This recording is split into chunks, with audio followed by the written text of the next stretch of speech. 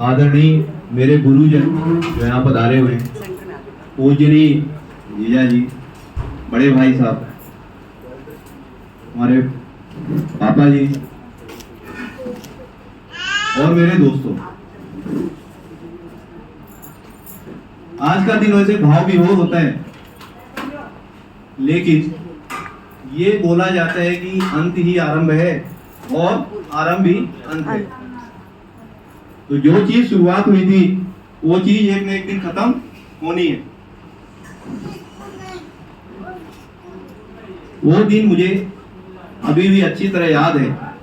सोमवार का दिन था, 4 मई 1987।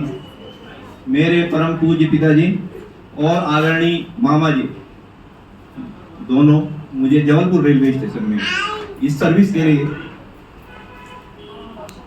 आज मेरे पिताजी हमारे बीच तो नहीं है, पर जहां भी होंगे वो देख के खुश हो रहे होंगे और अपना आशीर्वाद बरसा रहे होंगे। सॉरी, मैं भावों में बह रहा हूं। ये 37 साल ऐसे ही नहीं बीते। हमने काफी अप एंड डाउन देखे हैं इस 37 सालों में। नेवी की जिंदगी, हमारे गुरुजन बैठे हैं। उस समय जब हमने ज्वाइन किया था, ये पूरा मैनुअल नेवी था, पूरा मैनुअल ऑपरेटेड नेवी था। काफी मेहनत का संघर्ष जीवन, और जो फौज की जिंदगी है वो हमने अच्छी तरह देखी है नेवी में। मैं आप सबके सामने एक वाकया पेश करना चाहूंगा।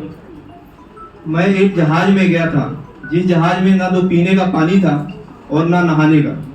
नाम था आईएनएस संजीवनी। और जहाज इतना छोटा था कि हर 5 से 10 मिनट में एक बार उल्टियां होती थी। मैं उस उल्टी से इतना परेशान हुआ कि रात को 2 बजे मैं सी में कूदने के लिए बाहर निकला। मैं इतना परेशान हो गया, वो परेशानी मुझे झेली नहीं गई उस समय। इसलिए मैं कूदने के लिए मैं कूद जाऊंगा, मेरे के बाद जो मेरे माँ बाप को मिलेगा उससे उनका जीवन यापन अच्छे से हो जाएगा।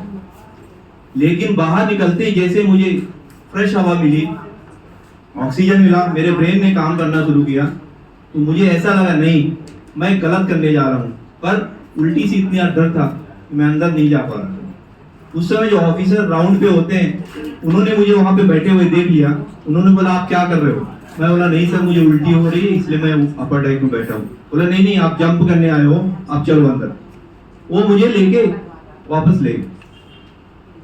तो उस समय अपनों का आशीर्वाद और अपनों का प्यार, साथ में सिखाई हुई जो संस्कृति हमें विरासत में मिली है, वो काम में आया। हमारे पिताजी ये कहा करते थे, और जितनी कोशिश हुई है मैं उसे पालन करते आया हूं। उन्होंने ये कहा था कि जब 4 लोग किसी चीज पे गर्म जोशी के साथ डिस्कशन कर रहे हो, अगर आपको ये अच्छी तरह पता है कि इसका कोई सारांश नहीं है, तो उसमें आप पार्टिसिपेट कभी मत करना। जिंदगी एक राह की ऐसी राह है जिसका डेस्टिनेशन, जिसकी मंजिल हमें दिखाई नहीं देती। जैसे हमें यहाँ से बॉम्बे जाना है, बॉम्बे दिखाई नहीं देता, बट सामने रोड जिसमें आप चल रहे हो उसे अच्छी तरह चलिए, धीरे धीरे आप मंजिल को पार कर लेंगे, मंजिल को पा लेंगे।